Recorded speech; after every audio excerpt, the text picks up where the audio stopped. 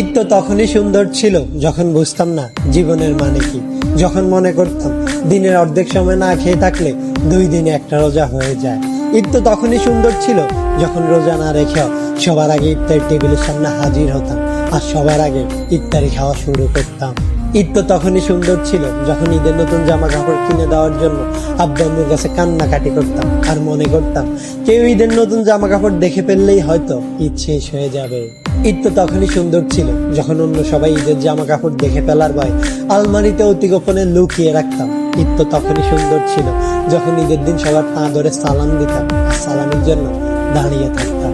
ঈদ তো তখনই সুন্দর ছিল যখন বড়দের দেখতাম তারা কত জায়গায় ঘুরতে যায়, তাদের কত টাকা, আর ভাবতাম কবে জানি বড় হব আর তাদের মতো করে এত সুন্দর করে ঈদ পালন করব। হ্যাঁ, আজ বড় হয়েছে ঠিকই, পকেট ভর্তি আজ অনেক টাকা। ঈদ আজ ঠিকই আছে, কিন্তু হারিয়ে গেছে ছোটবেলায় কাটানো ঈদের সেই আনন্দময় মুহূর্তগুলো।